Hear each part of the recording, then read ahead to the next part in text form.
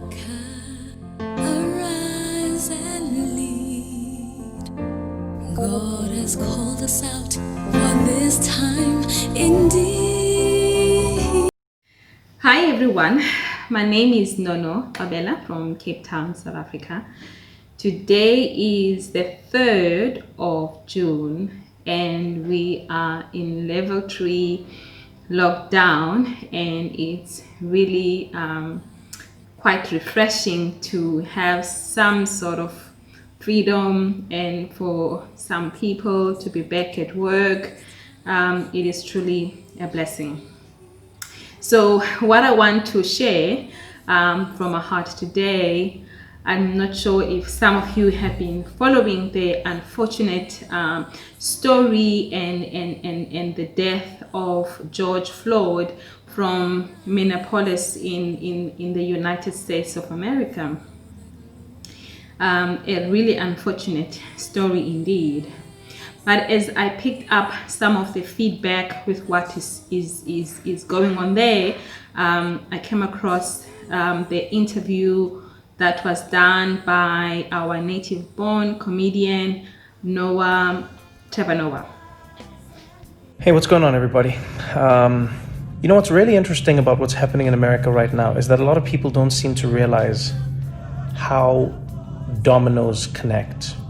How one piece knocks another piece that knocks another piece, and in the end creates a giant wave. Each story seems completely unrelated, and yet at the same time, I feel like everything that happens in the world connects to something else in some way, shape, or form. And I think this news cycle that we witnessed in the last week was a perfect example of that. Amy Cooper, George Floyd, and the people of Minneapolis. Amy Cooper was, for many people, I think, the catalyst. And by the way, I should mention that all of this is like against the backdrop of coronavirus, People stuck in their houses for one of the longest periods we can remember. People losing more jobs than anyone can ever remember.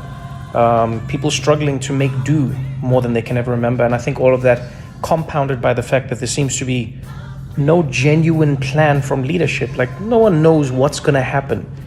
No one knows how long they're supposed to be good, how long they're supposed to stay inside, how long they're supposed to flatten the curve. No one knows any of these things. And so what happens is you have a group of people who are stuck inside, all of us as society, we're stuck inside, and we then start to consume. We see what's happening in the world. And I think Amy Cooper was one of the first moments that one of the first dominoes that we saw get knocked down post-corona for many people.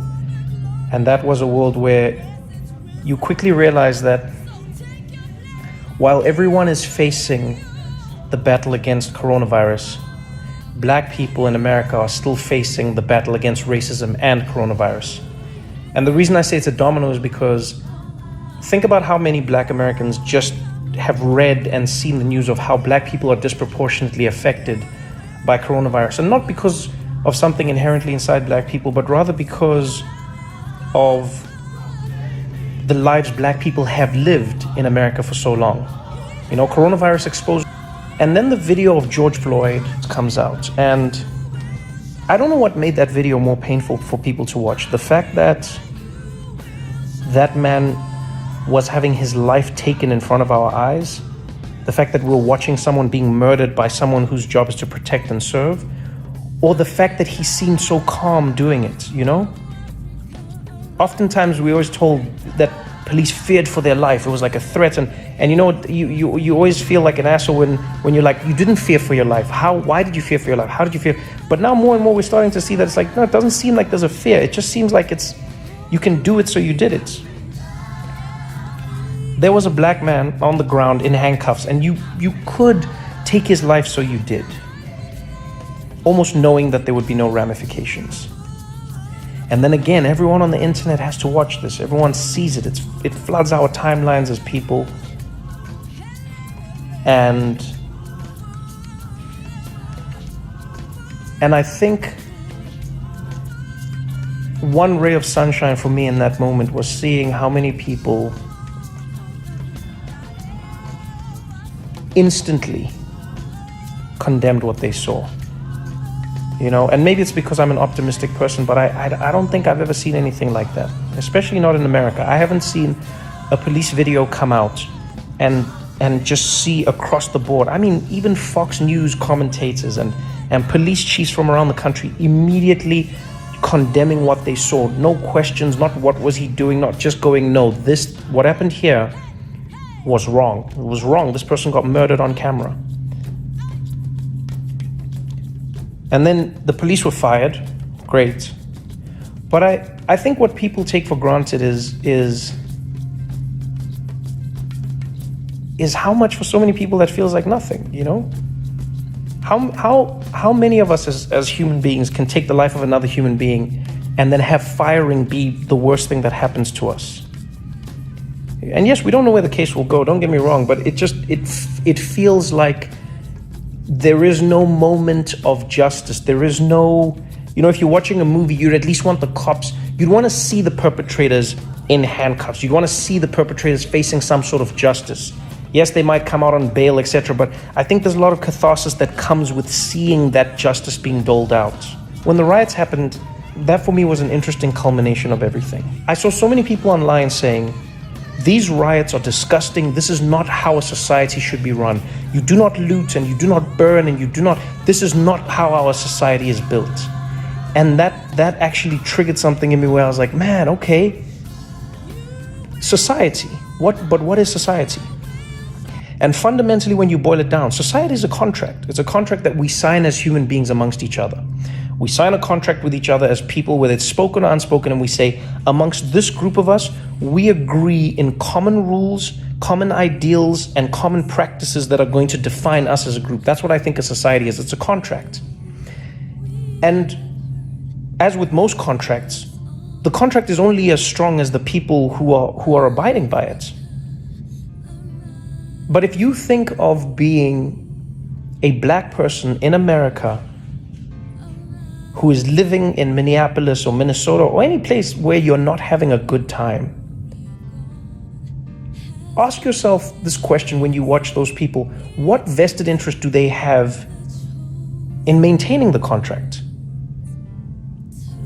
Why don't we all loot? Why doesn't everybody take? Because we've agreed on things. There are so many people who are starving out there. There's so many people who don't have. There are people who are destitute. There are people who, when the virus hit and they don't have a second paycheck, already broke, which is insane, but that's the reality.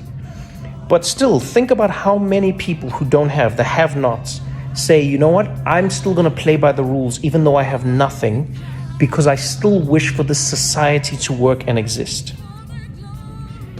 And then some members of that society, namely black American people, watch time and time again how the contract that they have signed with society is not being honored by the society that has forced them to sign it with them. There's no contract if law and people in power don't uphold their end of it. And that's the thing I think people don't understand sometimes, is that we need people at the top to be the most accountable, because they are the ones who are basically setting the tone and the tenor for everything that we do in society.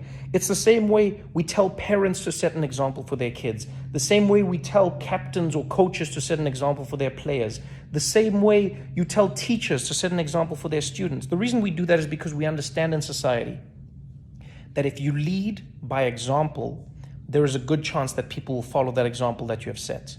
And so if the example law enforcement is setting is that they do not adhere to the laws, then why should the citizens of that society adhere to the laws when in fact the law enforcers themselves don't?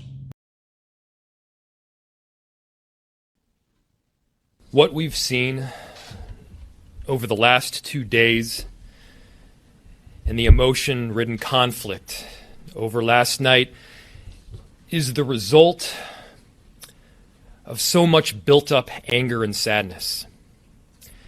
Anger and sadness that has been ingrained in our black community, not just because of 5 minutes of horror, but 400 years. If you're feeling that sadness and that anger, It's not only understandable, it's right. It's a reflection of the truth that our black community has lived. While not from lived experience, that sadness must also be understood by our non-black communities. To ignore it, to toss it out, would be to ignore the values we all claim to have. I mean, there are many scriptures that make reference to a contract. As kingdom citizens, as kingdom people, we are in a contract ourselves, whether verbal. This contract, in fact, I came across, 8 biblical contracts that even myself have not really been engaging in, and realized how we have really broken covenant, broken the contract, our side of the contract with the Lord in so many ways. I mean, the Edenic Covenant, the Edenic Covenant, the Noahic Covenant, the Abrahamic Covenant, the Mosaic Covenant. These are the 8 covenants that are picked up from the Bible. The Land Covenant, in Deuteronomy 29, verse 1 to 30, talks about the Land Covenant. The Davidic Covenant, the New Covenant, that Jeremiah 33, I will put the scriptures at the end. These are the 8 covenants that God gave us to live by. And have we really been adhering to this contract and living to our end, because He is faithful, He is a covenant keeper. But in considering that, I came across Jeremiah 32, which reads as well, I will make an everlasting covenant with them. I will never stop doing good to them. I will inspire them to fear me, so that they will never turn away from me. I will rejoice in doing them good, and will surely plant them in the land, and with all my heart and soul. So, even though we have broken covenant with God, He is faithful, and He has promised that He will not break His end of the bargain. But it doesn't mean that we don't need to still fulfill our part, so that we don't experience what is happening right now and what we are seeing happening in our communities, the chaos that is happening. I see that it's really because we have not kept our end of the bargain. We have not lived up to the rules and the regulations of the contract that we have signed up as believers, as the kingdom of priests, as the citizen and the ambassadors of heaven. But we can be encouraged to know that He has promised that He will give us, and He has given us His Spirit, and He will